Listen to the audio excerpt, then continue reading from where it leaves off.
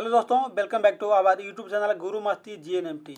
दोस्तों आज paramedical entrance exam 2023 के लिए साइंस का सेट नंबर 3 कितना सेट नंबर 3 लेकर आ गया हूँ मस्ट, जिसमें एग्जाम की दृष्टि से बहुत ही मस्ट इंपॉर्टेंट क्वेश्चन का संग्रह किया गया है। तो इसे देखना ना भूलें और बिना स्किप किए हुए लास्ट तक जरूर देखें। और जो शायद अभी सेट नंबर 1 और 2 ना देखें, कृपया चैनल के प्ले लिस्ट में चले जाएं या इस वीडियो के डिस्क्रिप्शन में चले जाएं, वहाँ लिंक दिया हुआ है, जाकर देख लें ताकि 2023 पैरामेडिकल एंट्रेंस एग्जाम निकालने में कोई दिक्कत ना हो, ताकि सही से अच्छा रैंक मिल सके, जिसमें गवर्नमेंट कॉलेज मतलब प्रोवाइड हो सके। तो चलता हूँ फिलहाल आज का सेट नंबर 3 में। सेट नंबर 3 का फर्स्ट क्वेश्चन इस प्रकार से बोल रहा है, थोड़ा सा बड़ा करते हैं ताकि सही से दिखाई दे। फर्स्ट क्वेश्चन इस प्रकार से क्या बोल रहा है कि व्यापारिक कॉर्क प्राप्त होता है। कॉर्क प्राप्त होती है, किससे प्राप्त होती है? ऑप्शन ए में है फ्लोएम से, बी में है कॉर्क कैबियम से, सी में जाइलम से एंड डी में क्या बोल रहा है? संवहन कैबियम से। तो इसका राइट आंसर क्या होगा? इसका राइट आंसर होगा ऑप्शन बी, अर्थात क्या कि इससे तो व्यापारिक कॉर्क प्राप्त होता है, कॉर्क कैम्बियम से प्राप्त होता है। क्या? व्यापारिक कॉर्क। आगे चलते सेकंड क्वेश्चन में, थोड़ा सा छोटा कहते हैं। सेकंड क्वेश्चन बोल रहा है कि वृक्ष की आयु ज्ञात करने की सबसे अच्छी विधि कौन सी? वृक्ष मतलब पौधा का पता है आप लोग, आदमी को तो पता करते हैं इतना उम्र हो, लेकिन वृक्ष की आयु कैसे पता की जा सकती है? तो ऑप्शन ए में क्या दिया है? शाखाओं की संख्या ज्ञात करके, और बी में दिया है वार्षिक बलयों की संख्या ज्ञात करके, सी में दिया है वृक्ष पर उपस्थित पत्तियों की संख्या गिनना, ये तो असंभव है, और डी में दिया है वृक्ष का व्यास या ऊंचाई ज्ञात करके। तो इसका राइट आंसर क्या हो जाएगा? ऑप्शन बी हो जाएगा, अर्थात क्या? तो वार्षिक बलयों की संख्या ज्ञात करके, जो वलय होता है उससे संख्या की गिनकर वृक्ष की आयु ज्ञात की जा सकती है। आगे चलते हैं थर्ड क्वेश्चन में। अगला क्वेश्चन है कि पादपों में जल के परिवहन, क्या बोल रहा है? जल के परिवहन का कार्य कौन करता है? जल का पादपों में क्या होता है? जल का परिवहन होता है, तो उसका कार्य कौन करता है? ऑप्शन ए में है कॉर्टेक्स, बी में है दिया है कैम्बियम, सी में फ्लोएम एंड डी में बोल रहा है जाइलम। तो इसका राइट आंसर हो जाएगा ऑप्शन डी, अर्थात क्या? तो जाइलम। पादपों में जल के परिवहन का कार्य कौन करता है? तो जाइलम करता है। आगे चलते हैं। अगला क्वेश्चन है कि कपास के रेशे पौधे के किस भाग में पाया जाता है? कपास का जो रेशा होता है वो पौधा के कौन सा भाग में पाया जाता है? ऑप्शन ए में दिया है तने के छाल के तंतु में, बी में जड़ के फ्लोएम तंतु में, सी में बोल रहा है बीजों पर अधिचर्मी रोग में या रोम में, और डी में क्या बोल रहा है? जल की काष्ठीय तंतु में। तो 4 का राइट आंसर हो जाएगा क्या? ऑप्शन सी, अर्थात का तो बीजों पर अधिचर्मी रोम में कपास की रेशा प्राप्त होता है, बीजों पर अधिचर्मी रोम में। आगे चलते हैं पांचवा क्वेश्चन में। पांचवा क्वेश्चन बोल रहा है कि निम्नलिखित में से अंकुरन के लिए सामान्यतः किसकी आवश्यकता नहीं होती है? मतलब बीजों के अंकुरन के लिए किसका आवश्यकता नहीं होता है? ऑप्शन ए में है प्रकाश, बी में है पानी, सी है हवा एंड डी में बोल रहा है ताप। तो इसका राइट आंसर क्या हो जाएगा? ऑप्शन ए, अर्थात किसका? तो प्रकाश का। अंकुरन में प्रकाश का कोई जरूरी ना रहता है, उसको में टेम्परेचर जब दिया हुआ है या ताप, तो इसमें प्रकाश का कोई जरूरी नहीं है, तब पर भी अंकुरन हो सकता है। आगे चलते हैं छठा क्वेश्चन में। और श्वसन मूल पाई जाती है, श्वसन मूल किस में पाई जाती है? ऑप्शन ए में है पान में, पान आप लोग देखे खाते होंगे तो देखे होंगे पान में, पान के पत्ते में, बी में बोला सिंघाड़े में जिसे बोला जाता है पानी फल, सी में मक्का में एंड डी में क्या बोला है? जूसिया में। तो 6 का राइट आंसर हो जाएगा था क्या? ऑप्शन डी, अर्थात किसमें? तो जूसिया में श्वसन मूल पाई जाती है, किसमें? तो जूसिया में पाई जाती है। आगे चलते हैं सातवां क्वेश्चन में। सातवां क्वेश्चन इस प्रकार से बोल रहा है कि अदरक एक तन्ना है। क्या अदरक क्या है? तो एक तन्ना है, जड़ नहीं। क्यों? अदरक तो आखिर जमीन के अंदर ही बैठा है, लेकिन वो तन्ना है, जड़ नहीं है। क्यों? ऑप्शन ए में दिया है यह भूमि के समानांतर स्थित होता है, भूमि के समांतर स्थिर होता है, बी में दिया है इसमें पर्व तथा पर्व संधियां होती हैं, सी में दिया है यह भोजन संग्रह करता है एंड डी में क्या हो रहा है कि इसमें क्लोरोफिल का अभाव होता है। अगर तो इसका राइट आंसर आखिर क्या होगा? अदरक एक तना आखिर है, तो इसका राइट आंसर क्या होगा? तो इसका राइट आंसर हो जाएगा ऑप्शन बी, अर्थात क्या? तो इसमें पर्व तथा पर्व संधियां होती है, इसी के कारण क्या होता है? अदरक एक तना है, जड़ नहीं। आगे चलते हैं आठवां क्वेश्चन में। आठवां क्वेश्चन इस प्रकार से है कि फूलगोभी में खाने योग्य भाग है, फूलगोभी का कौन सा खाने योग्य भाग होता है? ऑप्शन ए में है फल, बी पुष्पक्रम, सी बोल रहा है वृक्ष एंड डी में क्या बोल रहा है? कलिका। तो 8 का राइट आंसर हो जाएगा ऑप्शन बी, अर्थात क्या? तो पुष्पक्रम। उसको फूल का क्या खाता है? फूल का पुष्पे खाता है, फूल ही खाता है, उसको क्या बोलता है? फूल गोभी, इसलिए उसको पुष्प खाता है, इसलिए इसका राइट आंसर ऑप्शन बी हो जाएगा। आगे चलते हैं। अगला आपका 9वां क्वेश्चन है कि जब पूरा तना पत्ती में रूपांतरित होता है, तना बोल रहा है कि जब पूरा तना पत्ती में रूपांतरित हो जाता है तो कहलाता है, पत्ती में जब रूपांतरित होता है तो क्या कहलाता है? ऑप्शन ए में है पत्र कलिका, सी में बोल रहा है फिलोड, डी में प्रनाभ स्तंभ बोल रहा है एंड सी में प्रनाभ स्तंभ बोल रहा है एंड डी में क्या बोल रहा है? स्तंभ कंद बोल रहा है। तो 9 का राइट आंसर क्या हो जाएगा? ऑप्शन सी हो जाएगा, अर्थात क्या? तो प्रनाभ स्तंभ। जब पूरा तना पत्ती में रूपांतरित हो जाता है तो उसे क्या बोला जाता है, तो पर्णव स्तंभ बोला जाता है। आगे चलते हैं। अगला आपका 10वां क्वेश्चन बोला कि खुराक, क्या बोला, खुराक में प्रोटीन की अत्यधिक कमी से, खुराक में प्रोटीन की अत्यधिक कमी से निम्नलिखित में से कौन सी बीमारी हो सकता है, इन चारों में से कौन सा बीमारी हो सकता है प्रोटीन की कमी से, किसमें, तो खुराक में।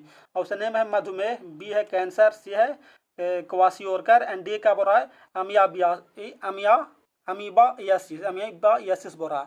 तो 10 का राइट आंसर क्या हो जाएगा, ऑप्शन सी अर्थात क्या, तो क्वासियोरकर। खुराक में प्रोटीन की अत्यधिक बहुत ज़्यादा कमी से क्वासियोरकर बीमारी हो सकती है। आगे चलते हैं 11 में। आगे बोल रहा है कि किसी पेंडुलम की लंबाई दोगुनी कर देने पर उसको आवर्तकाल, पेंडुलम देखा हूँ घड़ी, उसका लंबाई जब दोगुना कर देंगे तो उसका आवर्तकाल कितना हो जाएगा। ऑप्शन ए में दिया है 4 गुना बढ़ जाएगा, बी में दिया है 2 गुना बढ़ जाएगा, और सी में दिया है वही रहेगा, या डी में दिया है √2 गुना बढ़ जाएगा। तो 11 का राइट आंसर हो जाएगा ऑप्शन कितना, ऑप्शन डी हो जाएगा, अर्थात क्या, तो √2 गुना बढ़ जाएगा। पेंडुलम की जब लंबाई दोगुनी करेंगे तो उसका आवर्तकाल √2 गुना बढ़ जाता है।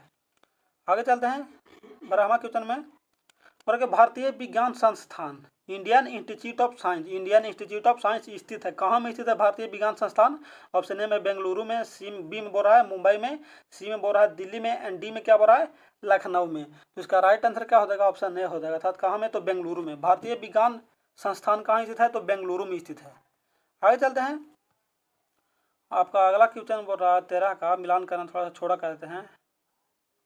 13वां क्वेश्चन बोल रहा है कि सूची 1 को सूची 2 से मिलान करना है। सूची 1 में ही दिया है, सूची बी में ही दिया है, बाद में नीचे ऑप्शन दिया गया है। थोड़ा सा और छोटा कर देते हैं ताकि सही से दिखाई देवे। देखिए इसको राइट आंसर हो जाएगा 13 का राइट आंसर हो जाएगा ऑप्शन डी हो जाएगा, क्या, ऑप्शन डी हो जाएगा। कौन, तो इसको सही से यहाँ मिलान कर देते हैं। क्या हो रहा है कि 1 का 2, यहाँ का फर्स्ट का ए का 2 हो जाएगा, और बी का कितना बोल रहा है, बी का 3, तब बी का 3 हो जाएगा, और सी का कितना बोल रहा है, सी का 4 बोल रहा है, और डी बोल रहा है 1, तो इसको इस तरह से हो जाएगा। इसको स्क्रीनशॉट कर ले सकते हैं ताकि याद करने में आसानी हो। चलते हैं अगला क्वेश्चन पे। आपका अगला क्वेश्चन 14वां क्वेश्चन इस प्रकार से है कि पराधवानी विमानों की चाल होती है सुपरसोनिक प्लेन, क्या बोला, सुपरसोनिक प्लेन की चाल होती है, कितना होती है। ऑप्शन ए में है ध्वनि की चाल के बराबर होता है, या ध्वनि की चाल से अधिक होता है, या ध्वनि की चाल से कम होता है, या कुछ भी हो सकता है। तो इसका राइट आंसर हो जाएगा ऑप्शन बी, अर्थात क्या, तो ध्वनि की चाल से अधिक होता है। परश्रव्य मतलब सुपरसोनिक प्लेन की चाल कितना होता है, तो ध्वनि की चाल से अधिक होती है। आगे चलते हैं अगला क्वेश्चन में। चमगादड़ अंधेरे में उड़ते हैं क्योंकि, आप लोग चमगादड़ देखे होंगे, अंधेरा में भी उड़ सकता है, लेकिन क्यों ऐसे उड़ सकती है, आखिर हम लोग तो अंधेरा में नहीं दिखा देता है। तो ऑप्शन ए में दिया है चमगादड़ परश्रव्य तरंगे उत्पन्न करता है, बी में बोल रहा है चमगादड़ को अंधेरे में अधिक दिखाई देती है, सी में बोल रहा है उपयुक्त दोनों साथ है, एंड डी में क्या बोल रहा है दोनों गलत है। तो 15 का राइट आंसर हो जाएगा ऑप्शन ए हो जाएगा, अर्थात क्या, तो चमगादड़ परश्रव्य तरंगे उत्पन्न करता है, जिससे किसी वस्तु से टकराता है तो पुनः लौट आता है, जिसे उसी के अनुसार वो चमगादड़ अंधेरा में भी उड़ सकता है, जहां तक मतलब उसका परश्रव्य तरंग गया उस तरह से वहां जाएगा और बाद में तुरंत रिटर्न हो जाता है, इसलिए इसका राइट आंसर हो जाएगा ऑप्शन ए। अगला चलते हैं 16वां क्वेश्चन में। अयस्क कॉपर पाइराइट, क्या बोल अयस्क कॉपर पाइराइट का सांद्रण किया जाता है, किसके कौन सा विधि के द्वारा अयस्क कॉपर पाइराइट का सांद्रण किया जाता है। ऑप्शन ए में है चुंबकत्व विधि के द्वारा, बी में है गुरुत्वीय विधि के द्वारा, सी में है फेन उत्प्लावन विधि के द्वारा, एंड डी में क्या बड़ा उपयुक्त में से कोई नहीं, मतलब इन तीनों में से कोई नहीं। तो 16 का राइट आंसर हो जाएगा ऑप्शन सी, अर्थात क्या, तो फेन उत्प्लावन विधि के द्वारा अयस्क कॉपर पाइराइट को सांद्रण किया जाता है। आगे चलते हैं। आगे आपका 17वां क्वेश्चन है कि निम्नलिखित में से कौन सा विटामिन हार्मोन की तरह कार्य करता है। ये चारों विटामिन में से कौन सा विटामिन है जो हार्मोन्स की तरह कार्य करता है। विटामिन ए हो गया, या विटामिन डी, या विटामिन सी, या विटामिन बी। इसका राइट आंसर हो जाएगा ऑप्शन बी, अर्थात क्या, तो विटामिन डी विटामिन है जो हार्मोन की तरह कार्य करता है। विटामिन डी कैसे प्राप्त होता है, तो सूर्य के प्रकाश से विटामिन डी प्राप्त होता है जो हार्मोन की तरह कार्य करता है। अगला चलते हैं अगला क्वेश्चन पे। बोला कि वर्षा की बूंद किसके कारण गोल होता है। वर्षा का बूंद आप लोग देखा होगा गोल होता है, आखिर किसके कारण होता है। ऑप्शन ए में दिया पृष्ठ तनाव के कारण, बी में है समानता के कारण, सी में है बर्नौली के सिद्धांत के कारण, एंड डी में बोला उपयुक्त में से कोई नहीं। तो इसका 18 का राइट आंसर क्या हो जाएगा, 18 का राइट आंसर हो जाएगा ऑप्शन बी, अर्थात क्या, तो सॉरी अब इसका राइट आंसर हो जाएगा ऑप्शन ए, अर्थात किसको, तो पृष्ठ तनाव के कारण वर्षा की बूंद गोल होती है। आगे चलते हैं। आगे 19वां क्वेश्चन है कि आधुनिक आवर्त सारणी में तत्वों को रखा गया है। कौन सा क्रम में तत्वों को रखा गया है? ऑप्शन ए में है परमाणु भार के वृद्धि क्रम में, बी में बोल रहा है परमाणु क्रमांक के वृद्धि क्रम में, और सी में क्या बोल रहा है अनुभार के वृद्धि क्रम में, एंड डी में बोल रहा है वाष्प घनत्व के वृद्धि क्रम में। तो 19 का राइट आंसर हो जाएगा ऑप्शन बी, अर्थात क्या तो परमाणु क्रमांक के वृद्धि क्रम में। आधुनिक आवर्त सारणी में तत्वों को रखा गया है परमाणु क्रमांक के वृद्धि क्रम में रखा गया है। आगे चलते हैं, आगे बढ़ा के डीएनए में पाए जाने वाले प्यूरिन बेस है। डीएनए में कौन पाया जाता है? ऑप्शन ए में है एडेनिन तथा साइटोसिन, बी में बोल रहा है एडेनिन तथा गवानिन, सी में है थाइमिन तथा साइटोसिन, और डी में बोल रहा है एडेनिन तथा थाइमिन। तो इसको 20 का राइट आंसर हो जाएगा ऑप्शन बी, अर्थात क्या तो एडेनिन तथा गवानिन डीएनए में पाता है। क्या डीएनए, इसमें विशेष ध्यान दीजिएगा, डीएनए में क्या होता है एडेनिन तथा गवानिन। आगे देखते हैं आरएनए में भी देल है।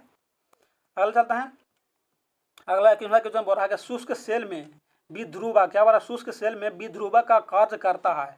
ऑप्शन ए में है सल्फ्यूरिक अम्ल, बी में है सोडियम क्लोराइड, सी है मैग्नीज डाइऑक्साइड, एंड डी में क्या बोल रहा है पोटेशियम हाइड्रोक्साइड। तो इसका राइट आंसर हो जाएगा ऑप्शन सी, अर्थात क्या तो मैग्नीज डाइऑक्साइड शुष्क सेल में क्या विध्रुवा की तरह कार्य करता है। कौन? तो मैग्नीज डाइऑक्साइड करता है। आगे चलते हैं, सोडियम को जल में डालने पर निम्न में से गैस निकलता है। मतलब सोडियम को जल में डालते हैं तो कौन सा गैस बाहर निकलता है, कौन सा गैस निष्कासित होता है? ऑप्शन ए में है हाइड्रोजन, बी है ऑक्सीजन, सी है नाइट्रोजन, एंड डी में बोल रहा है अमोनिया।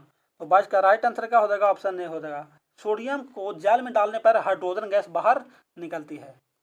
आगे चलते हैं, आगे बोल रहा है 23वां क्वेश्चन की बेडिलेआइट अयस्क है। किसका अयस्क है? बेडिलेआइट अयस्क। ऑप्शन ए में है एल्यूमिनियम का, बी में है लोहे का, सी में है पारा का, एंड डी में क्या बोल रहा है जिरकोनियम का। डी में बोल रहा है जिरकोनियम का। तो इसका राइट आंसर हो जाएगा ऑप्शन डी, अर्थात क्या तो बेडिलेआइट अयस्क किसका है? तो जिरकोनियम का अयस्क है। आगे चलते हैं, आगे बोल रहा है प्याज लहसुन में गंध निम्न तत्व के कारण आता है। मतलब प्याज लहसुन में गंध आता है किसके तत्व, कौन सा तत्व के कारण मतलब प्याज लहसुन में गंध आता है? ऑप्शन ए में है सोडियम, बी में है पोटेशियम, सी में है क्लोरीन, एंड डी में बोल रहा है लिथियम। तो इसका राइट आंसर हो जाएगा ऑप्शन बी, अर्थात क्या तो पोटेशियम। प्याज लहसुन में क्या पाया जाता है? तो पोटेशियम पाया जाता है, उसी के कारण क्या होता है गंध उत्पन्न होता है। आगे चलते हैं, अगले देते हैं 25वां क्वेश्चन, और इस सेट का लास्ट क्वेश्चन है, क्योंकि टोटल सेट कितना तो 25 सेट का तैयार किया गया है, क्योंकि 25 वो क्वेश्चन ही पूछता है पैरामेडिकल एंट्रेंस एग्जाम में, मतलब हर एग्जाम में। और 25वां क्वेश्चन बोल रहा है क्या कि रेफ्रिजरेटर में जल को ठंडा करने के लिए प्रयुक्त तो गैस है। रेफ्रिजरेटर में जल को ठंडा किया जाता है, अगर कौन सा गैस के कारण ठंडा किया जाता है? ऑप्शन ए में क्लोरीन कारण, बी में है हाइड्रोजन, सी में ऑक्सीजन के कारण, एंड डी में बोल रहा है अमोनिया के कारण। तो इसका राइट आंसर हो जाएगा ऑप्शन डी, अर्थात क्या तो अमोनिया। रेफ्रिजरेटर में जल को ठंडा करने के लिए प्रयुक्त गैस कौन होता है? तो अमोनिया के कारण रेफ्रिजरेटर में जल को ठंडा किया जा सकता है। आगे चलते हैं, आगे नहीं है क्योंकि टोटल सेट कितना टोटल सेट है जो 25 का सेट बनाया गया है। तो पूरा सेट देखना ना भूलें, क्योंकि हर सेट का देख लीजिएगा तो शायद ही ऐसा जो कोई क्वेश्चन होगा जो 2023 पैरामेडिकल एंट्रेंस एग्जाम में छूट सके, लेकिन उम्मीद तो है कि कोई भी नहीं छूटेगा, लेकिन हर सेट देखते रहिएगा ज़रूर।